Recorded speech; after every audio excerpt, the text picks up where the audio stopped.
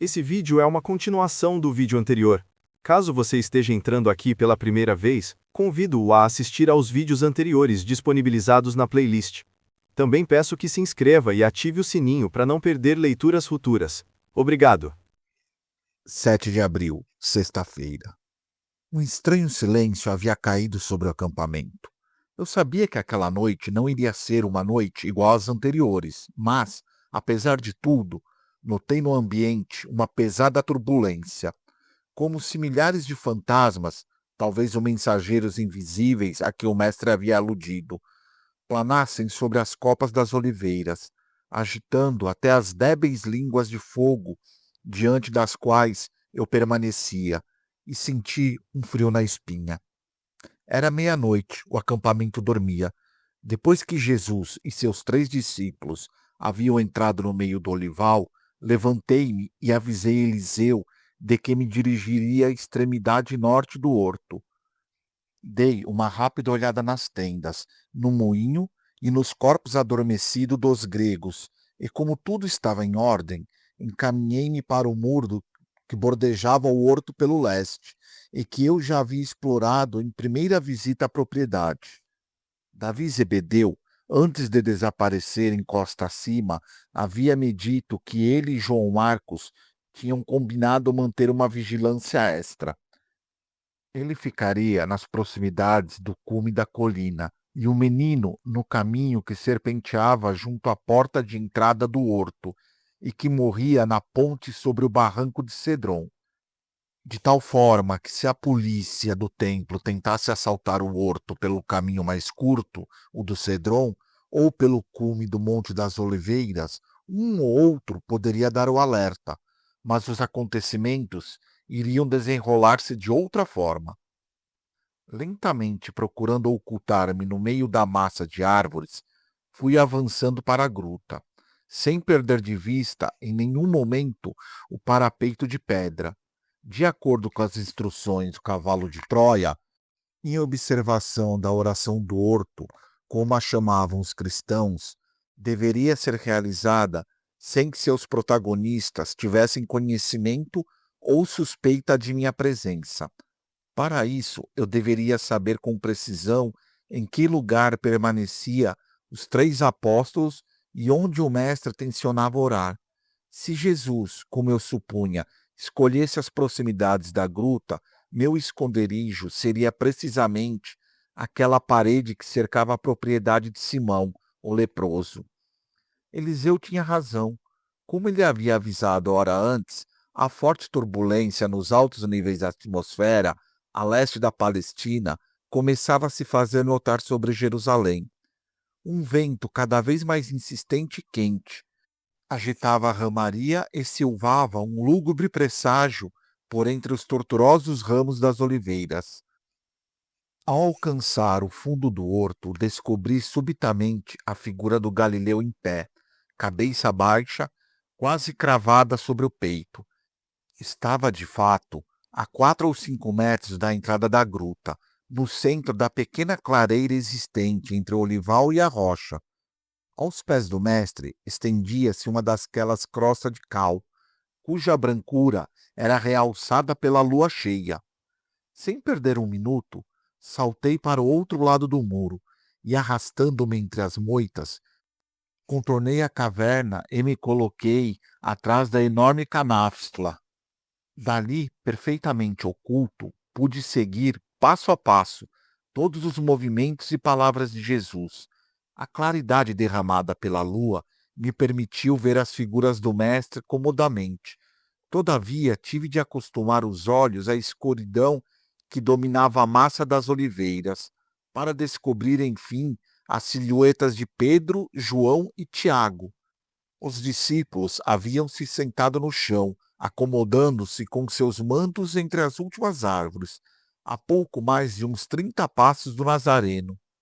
Daquela distância, e apesar de meus esforços, não pude certificar-me se dormiam ou não. Após uns 15 ou 20 minutos, deduzi que ao menos 2 deles deviam ter caído em profundo sono, a julgar pelas suas posturas, totalmente deitados sobre o solo, e pelo inconfundível ronco de Pedro. Um terceiro estava reclinado contra o tronco de uma das oliveiras, mas eu não podia jurar que estivesse dormindo. De repente, quando eu estava preparando a vara de Moisés, um estalo de ramo assustou-me. Voltei-me e meus olhos fixaram-se em um vulto branco que, a cerca de 10 ou 15 metros, deslizava entre os arbustos, aproximando-se. Empunhei o cajado em posição defensiva e, ajoelhado, preparei-me para rechaçar o ataque do que, num primeiro momento, identifiquei como um estranho animal. Mas quando aquela coisa estava quase ao alcance da minha vara, parou. Era o jovem Marcos. Respirei profundamente, fazendo-lhe sinal para que continuasse agachado. O menino se aproximou de mim e cochichou-me no ouvido que havia abandonado a guarda porque queria estar próximo do mestre. Não me atrevi a sugerir-lhe que regressasse, mas, dadas as circunstâncias, pedi que se mantivesse no mais absoluto silêncio.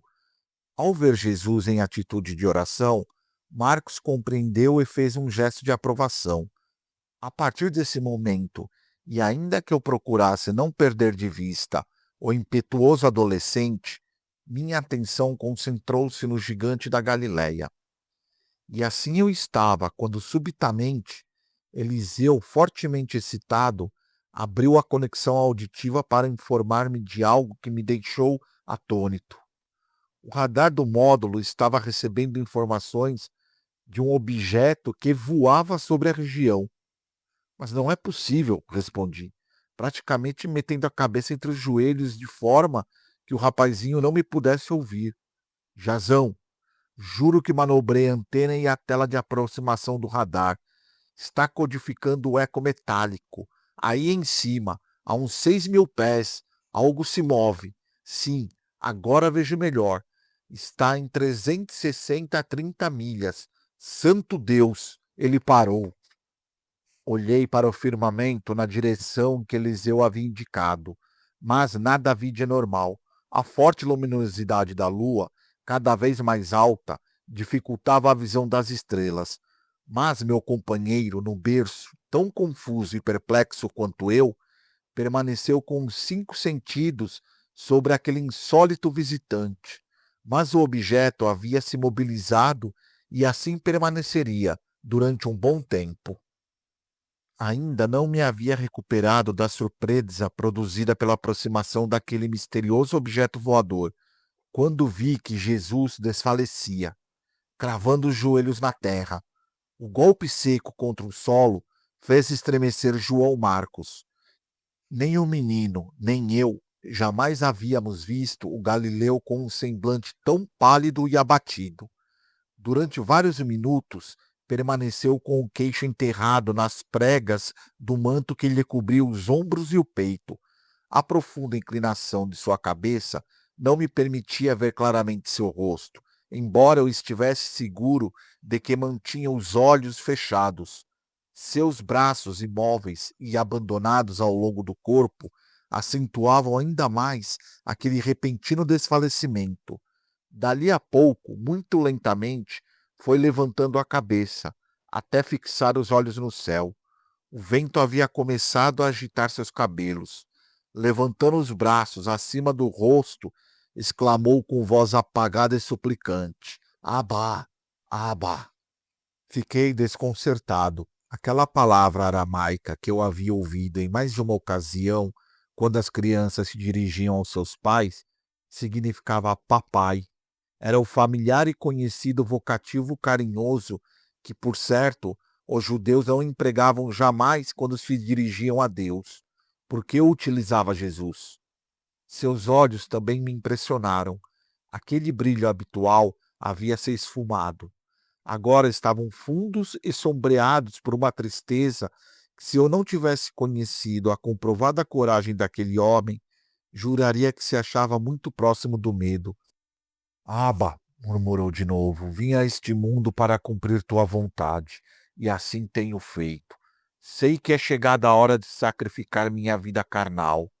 Não o recuso, mas desejaria saber Se é de tua vontade que eu beba este cálice.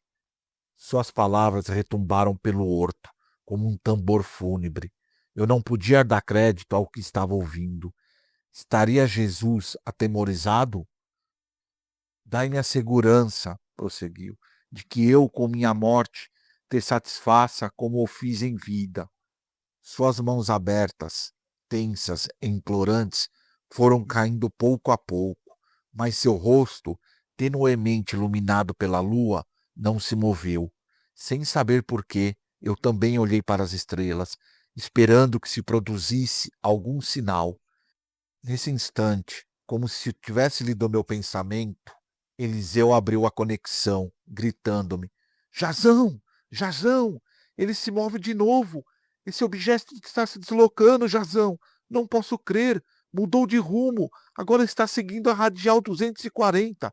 Jazão, ele vem para cá! Você está me ouvindo, Jazão? Estou escutando, 5 por 5, respondi como pude. Mas não será algum meteoro? Eliseu quase me mandou para o inferno por aquela pergunta evidentemente idiota. Essa coisa, Jazão, fica estacionária durante mais de 20 minutos e agora se move com muita rapidez. Se aquele inexplicável objeto se achava ainda a umas 30 milhas de nossa posição, seria ridículo continuar esquadrinhando o espaço. Procurei, portanto, acalmar meu irmão no modo, pedindo-lhe que se mantivesse pontualmente informado das evoluções do eco no radar. Enquanto isso, o mestre havia se levantado e, dando meia volta, a caminhar até os discípulos. Devido à distância, não pude registrar suas palavras, mas observei que se inclinava sobre eles e os tocava com a mão esquerda. Os dois que dormiam despertaram e se ergueram parcialmente. Depois, Jesus retornou à clareira. Os 3 apóstolos o observaram durante breves minutos e acabaram deitando-se de novo. À medida que ele se movia, observei no mestre algo estranho. O gigante cambaleava. Seus passos eram indecisos, como se estivesse prestes a desmaiar. Mal chegando junto à laje, caiu de bruços. Por um momento pensei que estivesse desfalecido. Parte do seu corpo havia ficado sobre a rocha, o rosto para baixo e imóvel. João Marcos levantou-se, pronto para socorrê-lo. Eu o segurei e o fiz ver que não era conveniente molestar o mestre. Suponho que se o Galileu não voltasse a se mover, o ardoroso Marcos não teria seguido meus conselhos e teria corrido para auxiliar o mestre. Mas Jesus estava plenamente consciente e o jovem tranquilizou-se. Como se uma força invisível tivesse descarregado sobre ele um fardo de 100 quilos, assim o mestre foi se levantando. Muito lentamente, sempre com a cabeça baixa, o Galileu acabou sentando-se sobre os calcanhares, e assim permaneceu um bom tempo, de joelhos e angustioso silêncio, sem erguer o rosto. Instintivamente, eu e João nos entreolhamos. O que estava acontecendo? O que se devia àquele súbito afundamento? Jesus ergueu o rosto para as estrelas e, gemendo, chamou de novo seu pai. As maçãs do rosto e o nariz estavam afilados. A expressão do seu rosto me impressionou. Havia nele uma angústia e pavor. Seus lábios entreabertos começaram a tremer e quase que imediatamente todo o seu corpo se pôs a estremecer. Eram convulsões curtas, muito rápidas e quase imperceptíveis, como se um vento gelado açoitasse cada uma de suas células. O nazareno cruzou os braços sobre o tórax, pressionando as costas com as mãos, como que uma tentativa de dominar as convulsões. E de súbito sua testa, o pescoço e as têmporas se umedeceram de suor. Os estremecidos ficaram mais intensos e continuados, e Jesus dobrou-se na cintura, tocando a superfície da pedra com a fonte. Aba! Aba! Aquela foi a única palavra que conseguia pronunciar, porém mais que um apelo, era um grito contido de angústia e terror.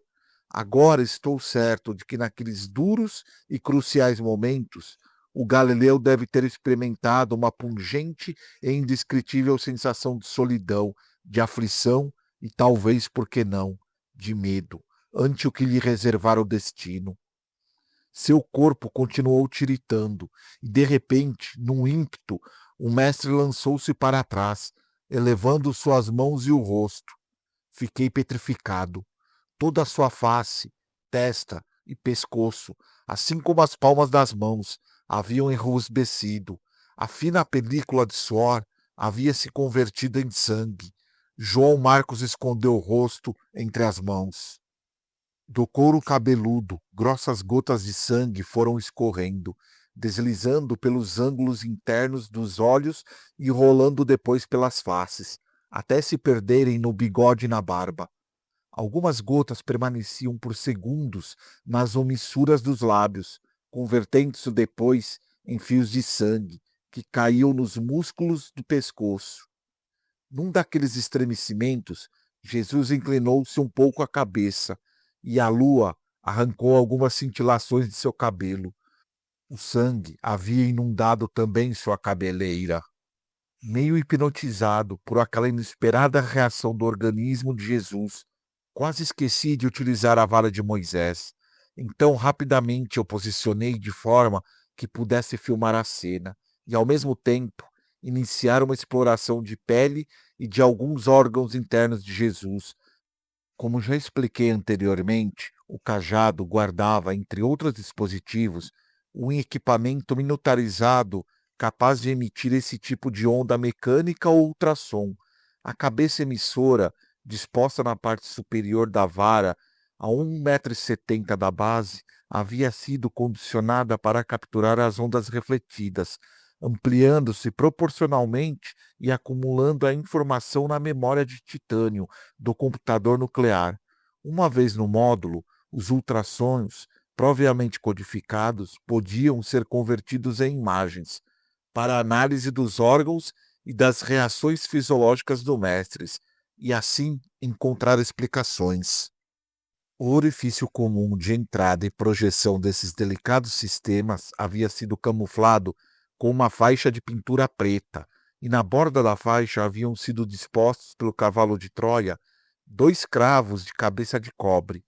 Ao pressionar cada um deles, ativava-se automaticamente o mecanismo correspondente ou do ultrassom ou da telemetria, a fim de orientar com precisão cada um desses fluxos.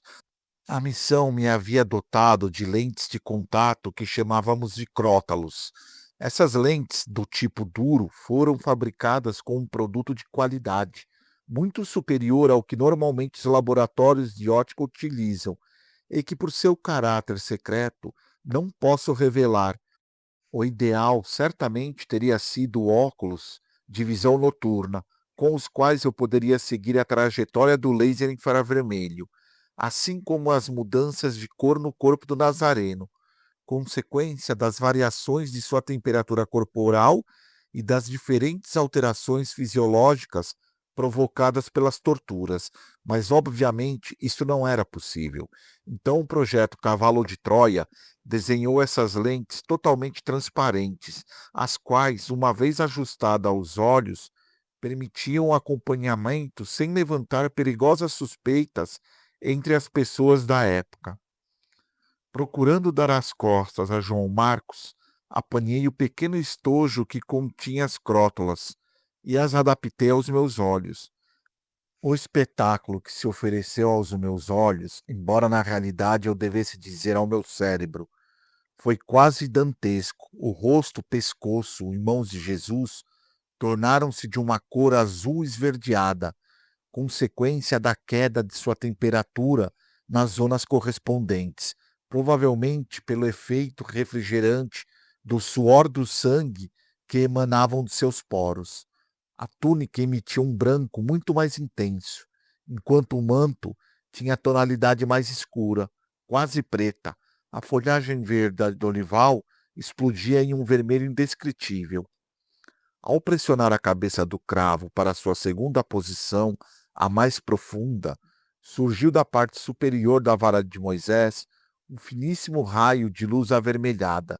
Era quase infravermelho, e sem perder um só segundo, eu o dirigi para o rosto, pescoço, cabelos e mãos do Nazareno. De certo, nem João Marcos, nem ninguém que tivesse presenciado aquela cena teria visto ou ouvido qualquer coisa. Como já disse, o laser trabalhava na frequência do infravermelho e, portanto, era invisível ao olho humano. Depois de focalizar minuciosamente as áreas ensanguentadas, mudei a frequência do ultrassom, fazendo retornar o cravo à primeira posição, centrando o feixe de luz na parte superior do abdômen do Rabi. Dessa forma, explorando o pâncreas, talvez obtivéssemos uma explicação satisfatória sobre a origem daquele suor em forma de sangue. Quando do nosso regresso daquela primeira grande viagem, o cavalo de Troia pôde analisar o volume de imagens obtidas por esse processo. Os especialistas em bioquímica e hematologia chegaram a várias interessantes conclusões. Aquele suor sanguinolento, ou hematorodrose, havia sido provocado por um estresse agudo. O Nazareno, tal como eu verificara, estava submetido a um profundo abatimento motivado, por sua vez, por uma explosiva mistura de angústia, solidão, tristeza e talvez temor, diante das duríssimas provas que o aguardavam. Essa violenta tensão emocional, segundo os especialistas, causou a liberação de determinados elementos existentes no pâncreas, os quais forçaram a ruptura dos capilares, encharcando as glândulas sudoríparas. Uma vez rompidos os poros subcutâneos, o sangue fluiu para o exterior, misturando-se ao suor. O fenômeno, tão chocante quanto raro, é perfeitamente possível do ponto de vista médico. O evangelista Lucas, nesse caso, havia acertado. Embora essa explosão sanguinolenta ou extravasamento, não uma hemorragia, sofrido pelo Filho do Homem, não representasse uma perda importante de sangue, as análises da Operação Cavalo de Troia informaram que o fenômeno deixou a pele de Jesus em alarmante estado de fragilidade. Essas circunstâncias seria determinante diante da carnificina mais do que um suplício a que ele seria submetido poucas horas depois. Refiro-me naturalmente ao castigo dos açoites. Aquela ruptura generalizada da rede de capilares, finíssimos vasos pelos quais o sangue circula sobre a pele, converteria a flagelação em um trágico banho de sangue. Uma das minhas preocupações naqueles primeiros momentos de forte estresse do mestre no horto foi a evolução do seu ritmo cardíaco e arterial. Ao dirigir os ultrassons para o coração, o efeito Doppler encontrou um ritmo de 135 pulsações por minuto. Quanto à pressão arterial, ela havia se elevado a 210 de máxima. O ritmo cardíaco normal do Nazareno foi calculado em 60 batimentos por minuto e sua pressão arterial média de 130 máxima e 80 de mínima.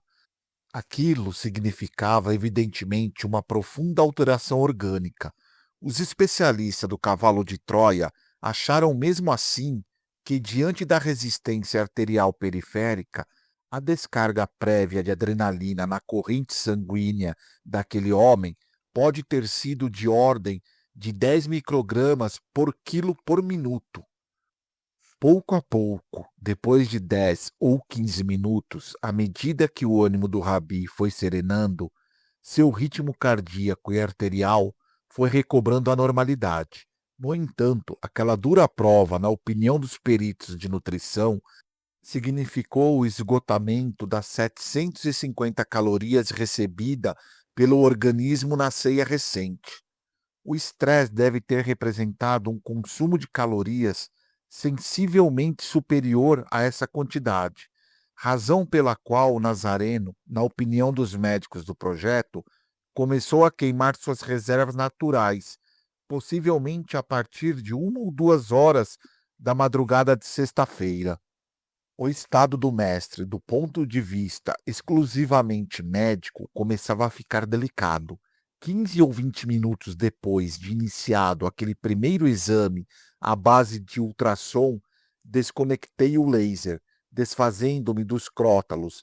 João Marcos continuava com o rosto coberto pelas mãos, negando-se a olhar para o mestre. Enlacei-o pelos ombros e acariciei seus cabelos. Pouco a pouco foi mostrando o rosto. Chorava.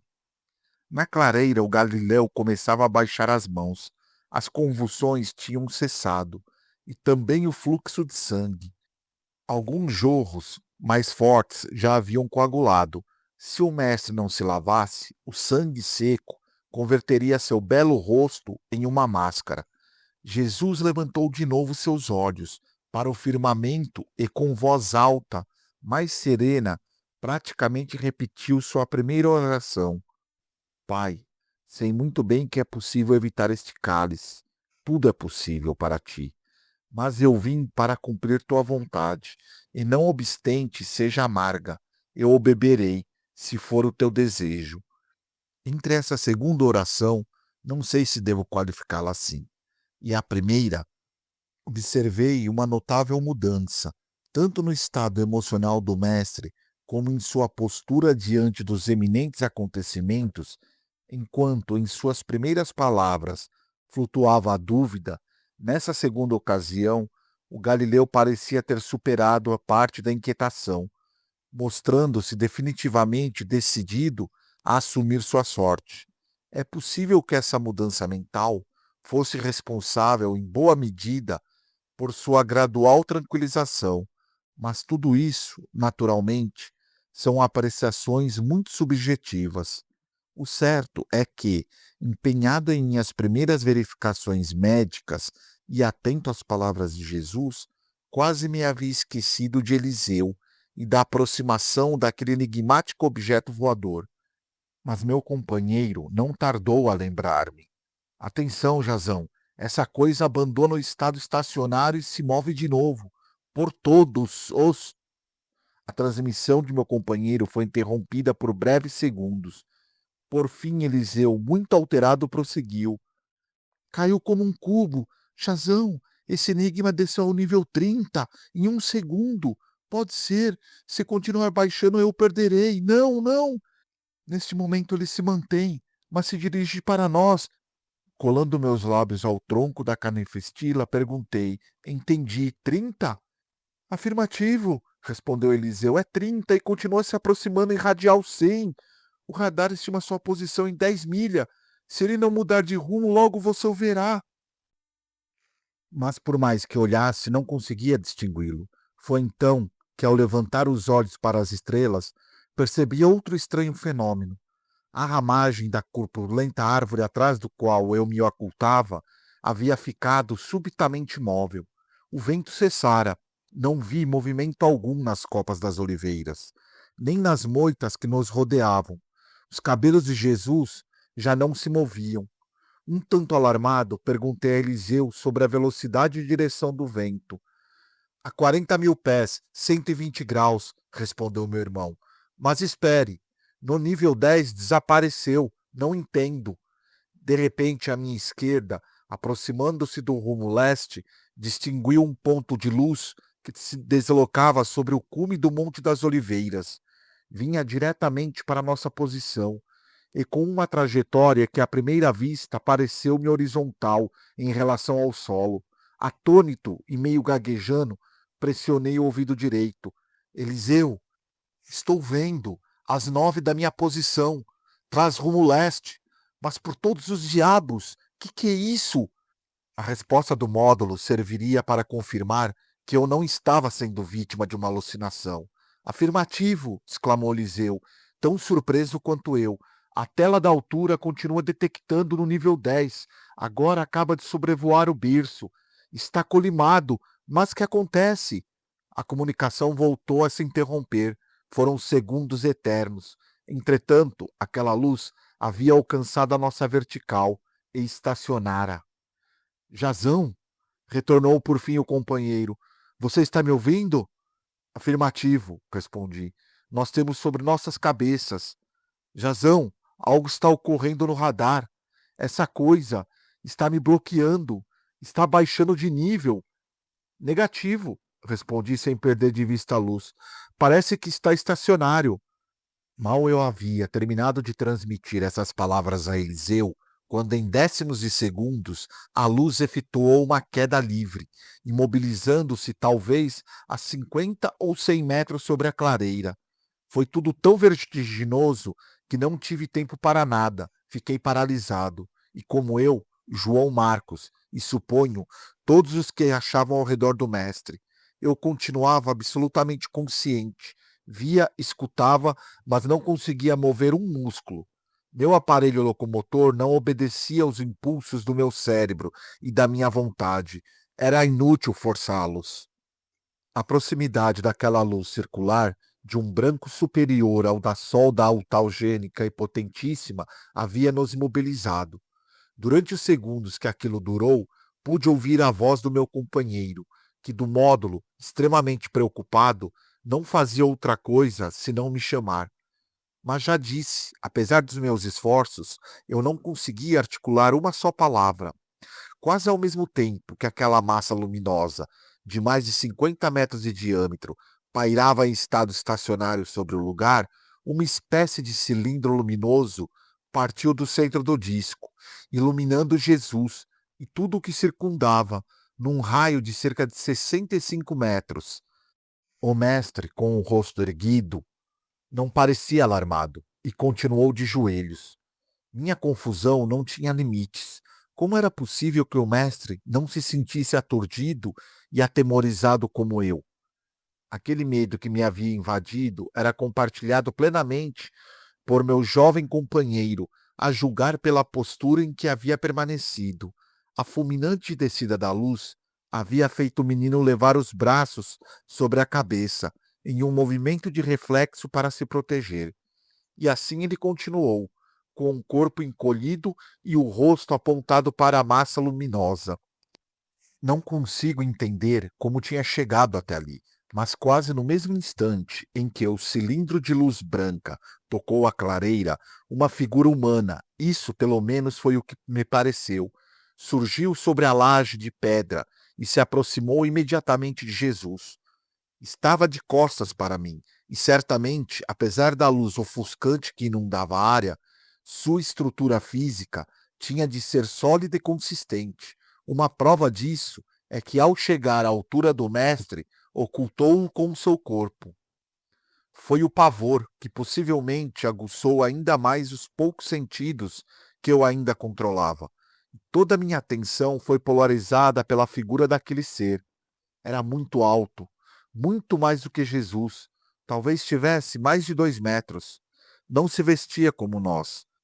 Suas vestes lembraram-me as dos pilotos de combate da USAF, ainda que muito mais justa e de brilho intensamente metálico, se bem que essa sensação bem poderia ter sido causada pela aguda claridade reinante.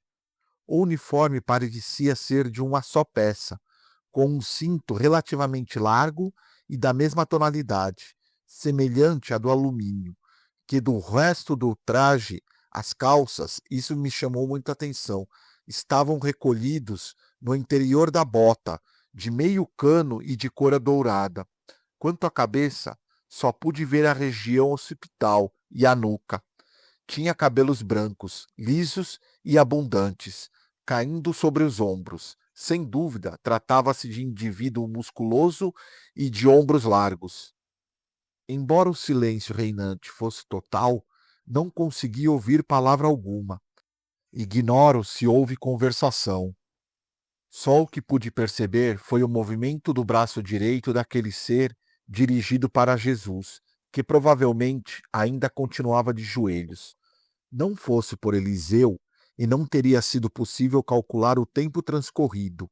Segundo meu companheiro, aquele lapso, durante o qual a conexão auditiva com o módulo ficou em branco, durou 4 ou 5 minutos aproximadamente. Ao final deste tempo, a figura daquele ser e o cilindro luminoso se extinguiram instantaneamente. E eu disse bem, instantaneamente. Não houve, ou pelo menos não pude ver, a ascensão daquele ser até o disco luminoso. tampouco eu o vi afastando-se ou desaparecendo no olival. Simplesmente não tem explicação. Imediatamente, a luz realizou suaves balanços e se elevou na vertical, com uma aceleração que me causou vertigens. Em um abrir e fechar de olhos, suponho que eu tivesse podido posternejar. O objeto converteu-se em um ponto insignificante e perdeu-se no infinito. Quase ao mesmo tempo, tanto João Marcos como eu recuperamos nossa mobilidade, e o vento voltou a soprar com força entre as ramagens das árvores, enquanto as cabras fechadas nas grutas balavam lastimosas. Jazão, você está me ouvindo? Jazão, por Deus, responda, Jazão! A voz de Eliseu continuava repicando em meus ouvidos. Respirei fundo, com todas as minhas forças procurando acalmar os nervos. Afirmativo, respondi-lhe com pouco que me restava de voz. Roger, enfim, você está bem, Jazão? O que aconteceu? Tranquilizei meu companheiro como pude, dizendo-lhe que procuraria explicar melhor depois. A verdade é que minha confusão havia aumentado. Por um instante pensei que tudo havia sido um pesadelo, mas não. Ao dirigir meus olhos para o mestre, minha perplexidade aumentou a camada sanguinolenta e os filetes que cobriam sua face, pescoço, mãos, haviam desaparecido. Seu semblante, embora pálido e marcado, não apresentava sinal algum do recente fenômeno de hematodridose. Era impossível que Jesus tivesse tido tempo de chegar a algum dos recipientes do acampamento que continham água e lavado o rosto, pescoço e mãos. Ademais, aceitando esta hipótese, eu teria visto afastar-se e certamente regressar para junto da rocha. Pelo contrário, eu estou seguro, absolutamente seguro, de que o mestre não havia abandonado em nenhum momento sua postura, ajoelhado na clareira. João Marcos, incompreensivelmente, continuava agachado detrás do muro de pedra, como se nada houvesse ocorrido. Mais tarde, quando o interroguei sobre o acontecido naquela noite no horto, o menino respondeu: Sim. Disse-me sem dar excessiva importância ao fato, como se já tivesse sido testemunha de outros iguais. O pai fez descer um anjo. Claro que o vi. O Galileu, muito mais sereno, levantou novamente os olhos para o céu e sorriu.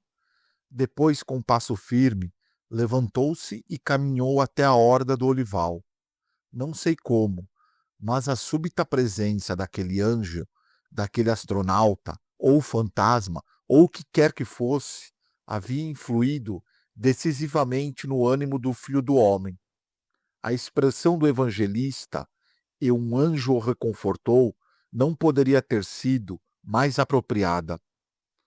O Nazareno deve ter encontrado seus discípulos novamente dormindo, e depois de fitá-los, voltou para onde estava e ajoelhou-se, pela terceira vez na borda de pedra. Era assombroso. Parecia que nenhum dos discípulos tinha percebido o que ocorrera. Provavelmente estavam dormindo. Ali, já com seu habitual tom de voz, e sempre com o olhar para o alto, o mestre disse: Pai, vê meus apóstolos dormindo. Estende sobre eles tua misericórdia. Na verdade, o espírito está pronto, mas a carne é débil.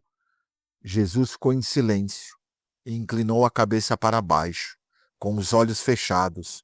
Depois, em poucos segundos, ergueu o rosto novamente para o céu, exclamando: E agora, meu Pai, se este cálice não pode ser afastado, dele beberei, que se faça a tua vontade, não a minha. Devia ser quase 1 da madrugada, daquela sexta-feira, 7 de abril, quando o gigante, depois de permanecer alguns minutos em total recolhimento, levantou-se, se aproximou do ponto onde seus discípulos haviam caído num sono profundo, mas desta vez o Galileu não voltou à clareira. Despertou seus homens e pouco depois os 4 se internavam no olival, perdendo-se de vista. Tenho meditado muito sobre aquelas estranhas palavras de Jesus. Que quis dizer quando falou de afastar o cálice? Estaria aludindo à possibilidade de evitar os suplícios e a própria morte? Durante algum tempo acreditei nisso, mas depois de testemunhar sua horrenda paixão e seu incrível comportamento, outra interpretação, mais sutil, se isso for possível, veio substituir minha hipótese anterior. No horto comecei a intuir a grande tragédia do mestre. Não fora o medo que provocara sua profunda angústia e o posterior suor sanguinolento. Ele sabia que lhe reservava o destino, e como demonstrou de sobra, enfrentou a dor aberta e valentemente. Mas, afora essas torturas, o mestre sabia que chegariam também as humilhações. Foi a contemplação desses já iminentes vexames por parte das criaturas que ele mesmo havia criado e que provavelmente lançou-o em um agudo estado de prostração. Se realmente era filho de Deus, a simples observação e o padecimento mais ainda da barbárie e do primitivismo de seus homens, para com ele, tinha de ser insuportável. Guardadas as proporções, imagino o brutal sofrimento moral que poderia significar para um pai ser esbofeteado, insultado, injuriado e ferido pelos próprios filhos. João Marcos e eu nos apressamos a saltar o muro que nos separava da clareira, onde havia ocorrido a tríplice oração do horto, e com igual prudência penetramos no olival, fazendo o mesmo caminho de Jesus e seus homens. À medida que nos aproximávamos da esplanada do acampamento, um pensamento, talvez tão absurdo quanto inoportuno, continuava martelando meu cérebro. Eu não conseguia apagar da mente as imagens daquele ser de mais de 2 metros e do objeto, porque aquilo tinha de ser um veículo tripulado, que tão eloquente desafiaria a lei da gravidade. Que espécie de artefato faria aquilo? Que tecnologia poderia efetuar aquelas acelerações e desacelerações? E, sobretudo, que relação tudo aquilo tinha com Jesus e a divindade?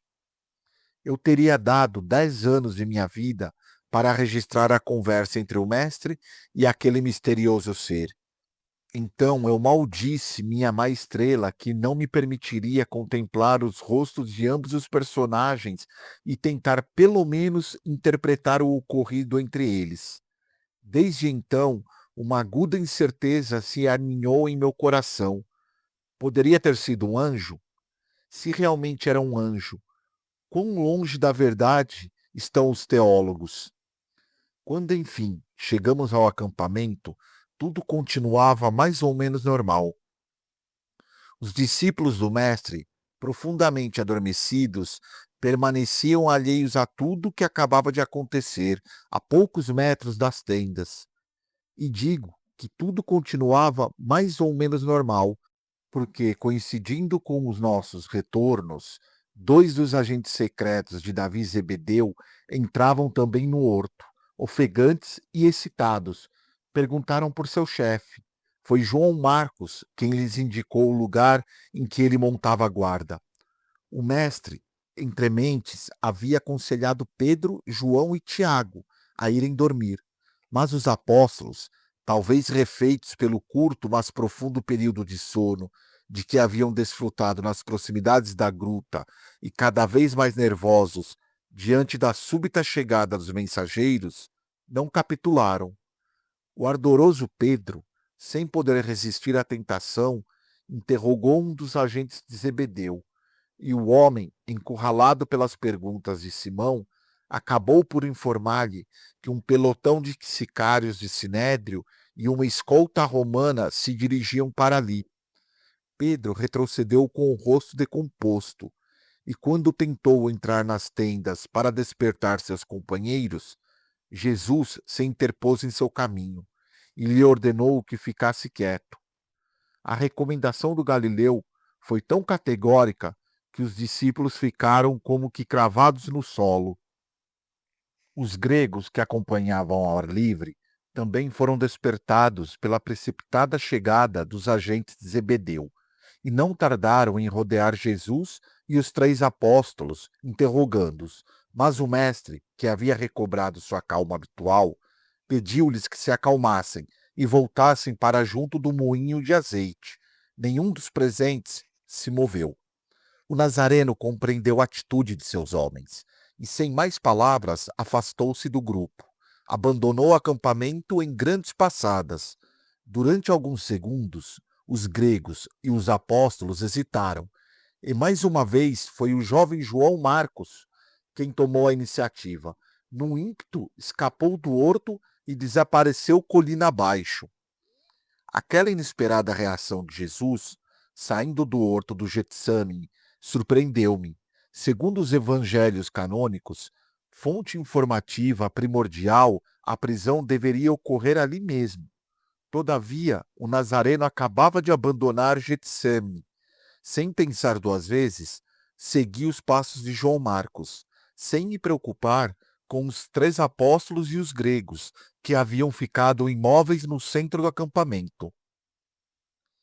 Tanto Jesus como João Marcos haviam tomado o conhecido caminho que corria pelo lado ocidental do Monte das Oliveiras e que me havia levado, em várias ocasiões, até a pontezinha sobre a depressão do leito, então seco do Cedron. Nesse momento, chamaram-se a atenção justamente do outro lado da ponte, numerosas tochas em movimento. Olhei mais detidamente e observei que elas tomavam a direção do monte. Deviam ser os homens armados, de quem o mensageiro de Zebedeu havia falado. Perturbado, continuei a descida, até que em uma das curvas do caminho vi Marcos. Eu faria melhor se dissesse que apenas distingui seu lençol branco, refugiando-se a toda a pressa em uma minúscula barraca de madeira que se erguia ao pé do caminho. Parei hesitante, mas minha surpresa naquela madrugada de sexta-feira mal haviam começado. Junto à barraca vislumbrei outra cuba, similar à construída na entrada do acampamento do Getsemane, que devia fazer parte de um dos muitos lagares de azeite que havia no Monte das Oliveiras. O mestre tinha se sentado sobre a mureta de pedra da prensa, a uns 2 passos da vereda e exatamente na direção do cada vez mais próximo e oscilante enxame de luzes amareladas. Em um primeiro momento, pensei em me ocultar também na barraca, mas descartei a ideia. Eu ignorava completamente o curso que os acontecimentos poderiam tomar, então preferi manter-me em um lugar mais aberto. De ambos os lados do caminho estendiam-se diversas plantações de oliveiras. Aquele poderia ser um bom observatório, e rapidamente abandonei o caminho, internando-me no escuro olival situado na margem esquerda. Escolhi uma das árvores mais grossas e a galguei até uma boa altura, camuflando-me entre a ramagem. Dali até onde Jesus se sentara, não havia mais do que 5 ou 6 metros. Mas de repente fui assaltado por uma dúvida, que quase me levou a descer da oliveira. E se o Galileu regressasse ao acampamento? Nesse caso, eu não teria outro remédio senão arriscar-me a seguir a tropa. Se não estava equivocado, a distância percorrida por Jesus, da porta da entrada do horto de Simão, o leproso, até aquela curva de serpenteado caminho, havia sido 100 ou 150 passos. E ao vê-lo ali, tão estranhamente sereno, comecei a compreender. Não era preciso muita argúcia para concluir que seu afastamento do ponto onde estavam seus homens só podia ser motivado pelo desejo de que seu encontro com Judas e com a polícia do Sinédrio não afetasse os discípulos. Ele sabia que muitos deles e os gregos dispunham de armas e provavelmente quis evitar o mais do que certo risco de um choque armado.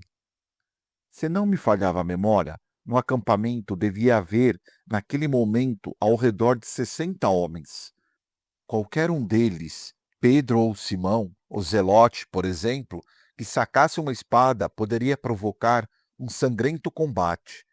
Se a versão do agente secreto de Zebedeu era correta, aos levitas do templo era preciso somar a patrulha romana, e isso, indubitavelmente, complicava as coisas. Os mercenários da fortaleza Antônia não se distinguiam exatamente pela delicadeza. Que se podia esperar, então, daqueles aguerridos soldados no caso de um confronto? O mais provável é que muitos dos discípulos do Mestre acabassem feridos ou mortos, ou, na melhor das hipóteses, aprisionados. E Jesus, a julgar por suas orações no olival, queria evitar a qualquer custo que isso ocorresse.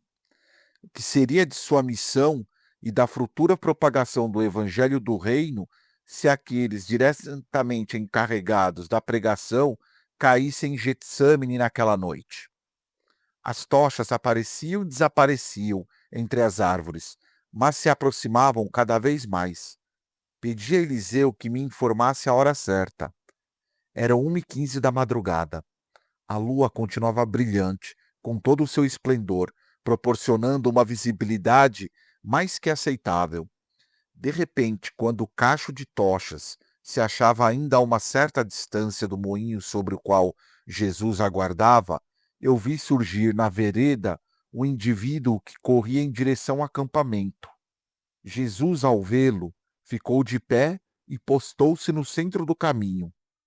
O apressado caminhante, que num primeiro momento não consegui identificar, logo viu a figura alta do Galileu, com sua túnica branca banhada pelo luar. A inesperada presença do mestre, cortando-lhe a passagem, deve tê-lo desconcertado, e ele parou. Mas depois de alguns segundos de indecisão, prosseguiu sua marcha, desta vez sem muita pressa. O misterioso personagem, envolta em um manto escuro, devia estar a uns 30 ou 40 metros do rabi, quando irrompeu no caminho o pelotão que trazia as tochas. Vinha em desordem, embora formando uma longa fileira.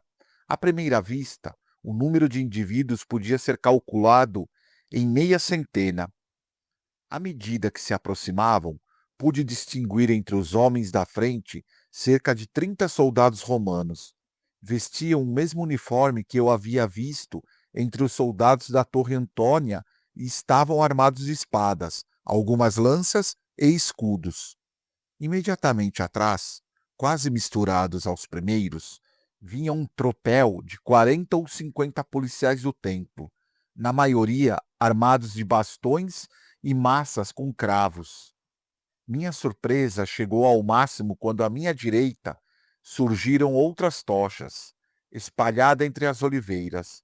Não eram muitas, talvez uma dezena, porém se mexiam a grande velocidade, descendo para o ponto onde se achava Jesus. Pela direção delas, supus que se tratava dos discípulos. Então um calafrio voltou e me percorreu o corpo. Se os bandos chegassem a se enfrentar, quem sabe o que poderia ocorrer? O grupo da minha esquerda, o que procedia de Jerusalém, continuou avançando em silêncio, até parar a pouca distância do Galileu. Por sua vez, os que acabavam de aparecer pela direita concentraram-se na estrada e, uma vez reagrupados, continuaram descendo, mas agora muito lentamente. Quando o pelotão que tinha por missão prender Jesus parou, os seguidores do mestre fizeram o mesmo, mas estes últimos estavam bem mais perto dele, talvez 20 ou 25 passos. Pela luz dos fachos, distingui Pedro na primeira fila, e com ele João, Tiago e uns 20 gregos.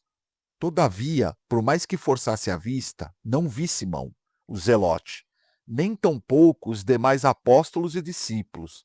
Aquilo significava que não haviam sido despertados. Durante minutos que me pareceram intermináveis, só o vento sibilou entre as oliveiras, agitando as chamas das tochas de ambos os grupos. Jesus no meio, seguiu atento aquele homem que se havia destacado da turba procedente da Cidade Santa. Quando faltavam apenas alguns metros para que o personagem chegasse à altura do rabi, a lua ressaltou a palidez de seu rosto. Era Judas. Mas por que se adiantou à tropa? Aquela incógnita seria resolvida na manhã seguinte, pouco antes do fatal e inesperado acontecimento que provocaria a morte de Judas. Uma vez mais, Judas havia maquinado seus planos com tanta astúcia quanto maldade. Por fim, Jesus reagiu. Com grande aprumo, caminhou para Judas, mas ao chegar perto dele, desviou-se para a orla esquerda do caminho, esquivando-se do traidor, que ficou perplexo e agitado. O mestre prosseguiu na direção dos soldados e parou a poucos metros deles. E dali, com voz forte, perguntou a quem parecia ser o chefe: Que buscas aqui? O soldado romano, que a julgar pelo elmo, com um penacho de plumas vermelhas, e por sua espada, deveria ser um oficial, adiantou-se e respondeu em grego: Jesus de Nazaré. O mestre avançou então para o presumível centurião e com grande solenidade exclamou: Sou eu. Ao ouvir essas palavras serenas daquele gigante, os 5 ou 6 romanos da primeira fila retrocederam bruscamente. Esse súbito movimento fez com que alguns deles tropeçassem nos companheiros da retaguarda, provocando uma série de grotescas quedas. Entre os que caíram ao chão, havia vários que conduziam tochas, e estas, ao se esparramarem sobre os caídos, contribuíram para multiplicar a confusão. O oficial indignado voltou até a primeira fila e começou a golpear os torpes e vacilantes soldados com o bastão que levava na mão direita. Aquela cena trouxe à memória o relato evangélico de João, o único registro que ficou sobre essa queda generalizada da tropa encarregada de prender o mestre. Mas longe do caráter milagroso que alguns teólogos e enxerguetas têm desejado ver nesse episódio, a verdade única é que aqueles homens foram ao chão em consequência de um movimento mal calculado. Outro assunto é a razão pela qual eles teriam retrocedido. Na minha opinião, é possível que tivesse sentido medo. Quase todos haviam visto Jesus pregar na esplanada do templo, e era muito provável que soubessem de seus prodígios e poder. Se juntarmos isso à valentia com que o Galileu se apresentou diante deles, talvez tenhamos a resposta. Enquanto os infantes romanos se levantavam e recompunham sua maltratada dignidade, Judas, cujos planos não estavam saindo como havia previsto, aproximou-se do Nazareno e o abraçou. E rápido e ostensivamente, de forma que todos pudéssemos vê-lo, ficou na ponta das sandálias e deu um beijo na fronte de Jesus, enquanto dizia: Saúde, mestre e guia. E o Galileu, sem perder a calma, respondeu-lhe: Amigo, não basta fazer isso e ainda queres trair o filho do homem com um beijo? Antes que Judas pudesse reagir, o mestre safou-se do abraço do traidor e novamente encarou o oficial romano e o resto da tropa. A quem procuram? Jesus de Nazaré, repetiu o oficial. Já disse que sou eu.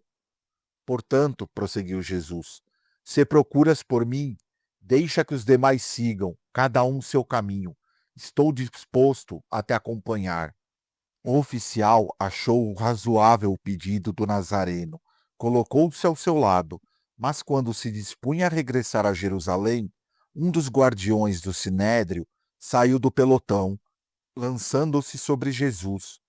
Levava em suas mãos uma corda, e apesar de o chefe da patrulha não ter dado tal ordem, aquele sírio, que respondia pelo nome de Malchus, ou Malco, apressou-se a agarrar os braços do rabi e atá-los pelas costas. Ao ver isso, o oficial levantou seu bastão, disposto sem dúvida a espancar o intruso. Mas a fulminante entrada de Pedro e seus companheiros prejudicaria os propósitos do responsável pela prisão. De fato, com vertiginosa rapidez, Pedro e os demais, indignados pela ação de Malco, precipitaram-se sobre ele. Simão, Tiago e alguns dos gregos já haviam sacado suas espadas, e, lançando todo tipo de imprecações, preparavam-se para atacar. Antes que a escolta romana tivesse tempo de proteger o guardião do sinédrio, Pedro, com a espada no alto, caiu sobre o aterrorizado homem, lançando-lhe um violento golpe de mão esquerda, que lhe teria aberto o crânio se no último segundo ele não tivesse se atirado para o lado. O fio da espada, todavia, ainda chegou a roçar sua face direita, ferindo-lhe a orelha e o ombro. Jesus levantou seu braço para Pedro e, com grande severidade, recriminou-o de seu ato. Pedro, embainhe sua espada. Quem quer que desembainhe a espada, morrerá pela espada. E, dirigindo-se a todos: não compreendeis que é vontade de meu Pai que eu beba esse cálice? Não sabeis que agora mesmo eu poderia mandar dezenas de legiões de anjos que me libertariam das mãos desses homens? Os discípulos, especialmente Pedro, ficaram aturdidos. Não entendiam as palavras do Mestre, e muito menos sua passividade diante daqueles inimigos. Malcolm continuava se retorcendo e uivando de dor quando Jesus se inclinou sobre ele. Com grande firmeza, retirou a mão do círio da orelha ensanguentada e colocou sua destra sobre a ferida. Em questão de segundos, os gemidos diminuíram e foram ficando cada vez mais espaçados e débeis. Depois, o rabi repetiu a operação no ombro. Do alto da árvore, não pude verificar que tipo de cura o galileu realizou. Contudo, o que estava claro é que havia detido a copiosa hemorragia e praticamente tinha congelado a dor daquele desgraçado. No transcurso das 2 intensas jornadas seguintes, e antes que meu regresso definitivo ao módulo, procurei por todos os meios localizar Malco e examinar o talho que Pedro lhe havia feito. No entanto, meus esforços foram inúteis. A belicosa atitude de Pedro e de seus companheiros só serviu para piorar as coisas. O oficial romano ignorou as pacíficas palavras e o gesto humanitário de Jesus para com Malco e ordenou à sua tropa que sujeitasse o Nazareno amarrando seus pulsos nas costas. Enquanto o amarravam, o mestre, profundamente magoado por aquela humilhação, dirigiu-se aos levitas e soldados, que com espadas e bastões preparados para repelir qualquer novo ataque, contemplavam a cena. Por que sacais vossas espadas e bastões contra mim, como se eu fosse um ladrão? Todos os dias tenho estado convosco no templo, educando e ensinando publicamente o povo, sem que nada fizéis para deter-me. Ninguém, porém, respondeu-lhe. Uma vez imobilizado, o mestre com grossas cordas, o oficial dirigiu-se a seus homens, ordenando que prendesse aquele grupo de fanáticos, segundo suas próprias palavras. Mas a patrulha não reagiu a tempo, e Pedro e seus companheiros fugiram, lançando suas tochas sobre os romanos. Em nova indecisão da escolta, foi mais do que suficiente para que a dúzia de seguidores do mestre se lançassem ladeira abaixo, entre as olivais. Quase todos os soldados saíram em sua perseguição, mas os discípulos, bons conhecedores do terreno e com pânico suficiente grande para lhe dar asas, não tardariam a desaparecer.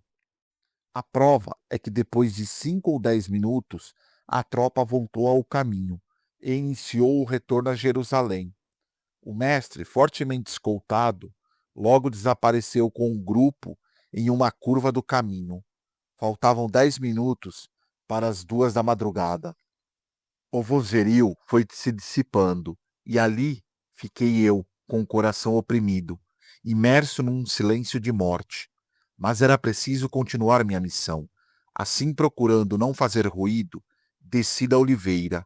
Minhas ideias, reconheço, não se achavam muito claras. Por alguns segundos, e ainda ao pé da árvore, hesitei. Que caminho deveria tomar? Voltar ao acampamento e juntar-se ao que tivesse resto do grupo de discípulos e gregos não me pareceu ser o melhor. Além disso, quem sabe onde teria ido parar? Era muito mais lógico seguir as pegadas do pelotão de soldados e policiais do templo. Mas como chegar até eles sem levantar suspeitas? O que era pior, sem que me prendessem. Quando estava pronto para deixar o olival e caminhar até a Cidade Santa, as silhuetas de 2 mercenários que haviam ficado para trás apareceram inesperadamente, entre as oliveiras que se erguiam do outro lado do caminho. Colei-me como pude a um dos troncos e esperei que passasse. Se descobrissem minha presença, eu ficaria em situação delicada.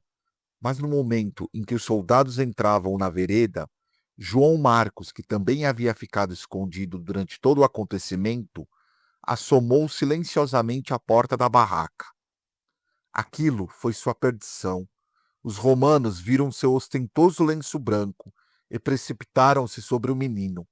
Desta vez, a reação dos soldados foi tão rápida que Marcos não teve tempo de fugir. E um deles agarrou o lençol, enquanto o segundo, às suas costas, também com rapidez, cobria a retaguarda do companheiro. Mas o ágil Marcos não se deu por vencido, e sem pensar 2 vezes, desvencilhou-se do lençol, fugindo nu para a mata, de onde haviam irrompido os inoportunos. Aquela manobra do jovem pegou de surpresa os romanos, que ao retornarem à perseguição já haviam perdido alguns segundos preciosos. O que havia conseguido apanhá-lo atirou o lençol ao chão e, rogando pragas, desembainhou a espada e iniciou uma atropelada carreira. O companheiro fez o mesmo, internando-se de novo no bosque, mas a má sorte parecia acompanhar naquela noite a tropa romana, e o segundo soldado, tropeçando em uma das raízes do olival, caiu de bruços. Como consequência, o elmo saltou de sua cabeça e rolou pela ladeira. Porém, o soldado estava tão enfurecido e cego no afã de capturar o menino que abandonou o seu elmo. Sabia que poderia ser arriscado, mas deixando-me levar pela intuição, abandonei meu esconderijo e recolhi o elmo. Depois procurei acalmar-me e esperei. Era um elmo de couro, sem nenhum tipo de adorno ou distintivo. Não tive de esperar muito tempo. Em poucos minutos regressavam à orla do olival. Empenhados na busca do elmo, não perceberam minha presença. Então, levantando a voz e o elmo, dirigi-me a eles em grego. Ao me verem, os soldados não reagiram, e aos poucos foram se aproximando. Um suor frio começou a empapar minha túnica. Se aquela estratagema não desse certo, minha segurança poderia ficar seriamente ameaçada. O que havia perdido o elmo chegou até mim e, parando a cerca de 2 metros, inspecionou-me de cabeça aos pés. Estava suorento e ofegante. O segundo não tardou em colocar-se ao seu lado. Tentei sorrir, mas francamente não sei se consegui. O certo é que, procurando disfarçar o forte tremor das minhas mãos, estendi-lhe o elmo. O romano apressou-se a apanhá-lo e arrebatou com violência, e em seguida colocou-o na cabeça. Quem és tu? Perguntou por fim o segundo soldado. Chamo-me Jasão, respondi com o coração apertado. Sou grego e dirijo-me para Jerusalém. E de repente lembrei-me da autorização que me havia dado o governador romano para facilitar meu ingresso na Torre Antônia. Sem hesitação, apanhei a bolsa de borracha e mostrei-lhes o salvo-conduto, explicando que naquela mesma manhã de sexta-feira eu deveria visitar Pôncio Pilatos. Os soldados abriram o rolo, mas duvido que soubessem lê-lo. Todavia, devem ter pelo menos identificado a assinatura de Pilatos, porque o comportamento deles ficou mais acessível e condescendente. De onde vens? De Betânia. Então, tornou aquele que falava grego, não sabes o que ocorreu aqui? Aqui? Perguntei, adotando um tom de total ignorância. Não. O que ocorreu? Não tem importância, respondeu o mercenário. Nós também vamos para Jerusalém. Se desejares, poderemos te escoltar.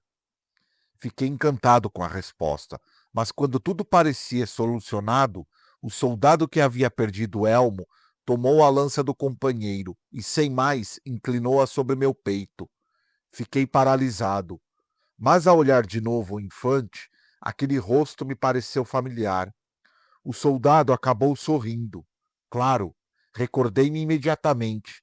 Aquele romano era o sentinela da Torre Antônia. Ele é que me havia apontado seu pilum enquanto José de Arimateia e eu esperávamos que seu companheiro regressasse do interior da fortaleza. Devolvi-lhe o sorriso e, satisfeito de ver que eu tinha reconhecido, recolheu a lança, explicando ao segundo e intrigado soldado que, de fato, ele me havia visto às portas da Torre Antônia e que eu não mentia. Aquele fortuito encontro iria ajudar-me muito. Os soldados tinham pressa de alcançar o pelotão que conduzia o Nazareno, e pouco depois divisamos as tochas. Mas, para minha surpresa, o grupo se achava parado na metade do caminho. Quando a dupla retardaria e se juntou à patrulha romana, insinuei que talvez fosse mais prudente que eu permanecesse atrás do grupo ou seguisse meu caminho para Jerusalém. Mas a sentinela, que parecia muito honrada com minha amizade, aconselhou-me, por meio de sinais, a seguir junto com ela, e assim fiz. Ao me aproximar do oficial que comandava o pelotão, compreendi por que haviam parado. O chefe dos levitas batia-se por levar o Nazareno à residência de Caifás. No entanto, o óptimo romano, uma espécie de lugar-tenente dos centuriões, responsável pela captura e custódia do prisioneiro, opunha-se à vontade do levita, dizendo que suas ordens eram precisas. Jesus de Nazaré deveria ser conduzido à casa do ex-sumo sacerdote Anás. Ao que parecia, as relações entre o governador romano e as castas sacerdotais judias continuavam sendo sustentadas pelo poderoso e influente sogro de Caifás. A polícia levítica teve de ceder a Arsênios, e o óptimo suboficial romano ordenou que a patrulha retomasse seu caminho para o bairro Baixo de Jerusalém. Durante a discussão, Jesus permanecera em silêncio, com os olhos baixos e praticamente ausente. Judas, de sua parte, havia se colocado entre os dois chefes, o romano e o levita. Mas por mais que tentasse o diálogo, eles evitavam suas perguntas, permanecendo em total e absoluto silêncio. Quando perguntei a razão daquela atitude do ótimo e do capitão dos policiais do templo para com os cairotes, o mercenário que falava grego respondeu com uma afirmação contundente: ele é um traidor. Estávamos já a poucos metros da ponte que ligava a encosta do Monte das Oliveiras à esplanada, situada ao pé da muralha oriental do templo, quando ocorreu algo surpreendente e imprevisto. À frente do cortejo marchavam ambos os capitães. No meio deles, Judas, e imediatamente atrás, a patrulha romana, formando um estreito círculo em torno de Jesus. Por último, o grupo de levitas e servos do sinédrio, envoltos em seus mantos e enraivecidos pela ferina decisão do suboficial romano de entregar o Galileu ao ex-sumo sacerdote. Eu caminhava à esquerda do grupo, junto aos últimos soldados. Subitamente, João, o evangelista, apareceu pela direita, adiantando-se até alcançar o mestre. Fiquei perplexo diante da brava decisão do discípulo. Pelo que pude observar, João devia ter perdido o manto na anárquica dispersão dos seguidores do rabi, pois vestia apenas sua túnica curta, pelos joelhos, e no cinto trazia uma espada. Ao vê-lo, os policiais do templo alarmaram-se e advertiram seu chefe da presença do Galileu. O pelotão parou novamente, e o capitão dos levitas ordenou a seus homens que prendessem e amarrassem também João. Mas quando os sicários de Caifás estavam prontos para obedecê-lo, Arsênios interveio de novo. Aquele veterano suboficial, sagaz e de condição nobre, interpôs-se entre o apóstolo e os levitas, exclamando: Alto! Este homem não é um traidor, nem tampouco um covarde. Os hebreus não pareciam muito dispostos a perder tempo àquela oportunidade e protestaram energicamente. Os olhos do ajudante do centurião cravaram-se no dos capitães da guarda do sinédrio. Ele ficou bem diante do rosto do capitão, pessimamente barbeado, levantou seu bastão a um palmo da fonte do chefe dos levitas e, com as mandíbulas rangendo, repetiu em tom ameaçador: Digo-te que esse homem não é o traidor, nem covarde. Já o vi antes, e na ocasião ele não sacou sua espada. Agora teve a valentia de chegar até aqui para estar com seu mestre. E fazendo sibilar a vara com uma série de curtos e bruscos golpes de pulso, acrescentou, ao mesmo tempo em que o chefe dos judeus recuava espantado, que ninguém põe as mãos sobre ele. A lei romana concede a todos os prisioneiros o privilégio de um amigo que o acompanhe ante o tribunal. Ninguém impedirá, portanto, que esse galileu permaneça ao lado do réu. O ódio e desprezo de Option, romano pelos judeus em geral e por aqueles em particular, deviam ser tão intensos que, no fundo, a insólita decisão do suboficial pôde ter sido motivada, em minha opinião, não só por admiração pelo gesto audaz de João, mas também pelo mero desejo de humilhar e contrariar aqueles covardes incapazes de enfrentar por si próprios o Nazareno. Ao chegar ao palácio de Anás, José de Arimateia me explicaria, com riqueza de detalhes, as tortuosas manobras de Scairotes e dos levitas, que chegaram até a solicitar a guarnição romana que os acompanhasse para prender o mestre. Devo dizer que no meu regresso desta primeira viagem, consultei destacados peritos em direito e jurisprudência romana para averiguar se efetivamente havia existido a lei invocada pelo Optio, mas minhas indagações até agora não deram resultado. Os antigos romanos, como hoje os ingleses tradicionalistas, não eram muito amigos das leis como nós a interpretamos. O direito deles, felizmente para eles, não se baseava precisamente em leis. Segundo os especialistas consultados por mim, aquela disposição do suboficial Arsênios não figurava nas normas da época e, sobretudo, das autoridades que ocupavam aquela província romana. Mas a arbitrariedade que imperava na distribuição da justiça ou no tratamento do prisioneiro era tal que, ao menos para os estudiosos do direito romano, a conduta do suboficial era perfeitamente possível. Não devemos nos esquecer de que os donos e senhores de vidas e bens daquele país revolucionário continuavam sendo os romanos. Essa providencial ordem do Optium da Torre Antônia veio dirimar outra das minhas dúvidas. Como era possível que João Zebedeu fosse o único apóstolo a declarar em seus escritos ter sido testemunha ocular de muitos dos fatos ocorridos ao longo daquela sexta-feira? Pela lógica, se não fosse incalculável a ajuda do suboficial Arsênios, o seguidor de Jesus teria tido muitos problemas para poder assistir aos interrogatórios e à crucificação. Tal como estavam as coisas, teria sido quase impossível que as castas sacerdotais que odiavam o Mestre e seus discípulos cedessem e aceitassem a livre presença de algum amigo do prisioneiro. Só uma imposição superior, emanada da autoridade romana, pôde permitir a João assistir às fachadas formalidades preliminares à morte de Cristo. Como medida de precaução, o suboficial romano ordenou a um de seus homens que desarmasse João, e o pelotão continuou seu caminho. O público, reconhecimento de valentia de João por parte do suboficial romano, representou um duro golpe para a dignidade de Judas. Envergonhado com a cabeça baixa e o senho contraído, o traidor foi diminuindo o passo, até ficar só e afastado, e assim chegou à casa de Anás. João, prudentemente, não falou em momento algum com o mestre, nem este tampouco se dirigiu ao jovem.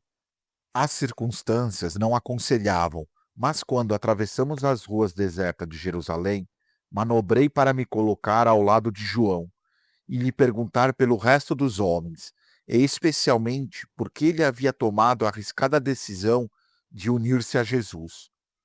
O apóstolo, com os olhos avermelhados pelo choro ininterrupto, pareceu alegrar-se um pouco ao perceber que não se achava totalmente só, e me confessou que logo que conseguiram despistar os soldados, Pedro e ele decidiram seguir Jesus. Dos demais, só sabia que haviam fugido em direção ao acampamento. Durante o silencioso acompanhamento, João se lembrara das instruções que o mestre lhe dera para sempre permanecer ao seu lado, e apressou-se a alcançá-lo. Enquanto isso, Pedro, se é que não tinha mudado de ideia, devia estar nos seguindo a uma certa distância, mas escondido entre a vegetação. Por volta das 2h15 da madrugada, a comitiva parou diante da casa de Anás, muito próxima da porta de Sião, no extremo oeste da cidade, e a curta distância, segundo meus cálculos, da casa de João Marcos. Ali em frente à cancela do espaçoso jardim da casa, o suboficial romano entregou oficialmente o prisioneiro ao chefe dos levitas, mas antes, dirigindo-se a um dos legionários, de forma que todos pudéssemos ouvir, ordenou: acompanhe o preso e toma cuidado para que estes miseráveis não o matem sem o consentimento de Pôncio. Evita que o assassinem e faz com que esse Galileu, referia-se a João, seja permitido acompanhá-lo o tempo todo.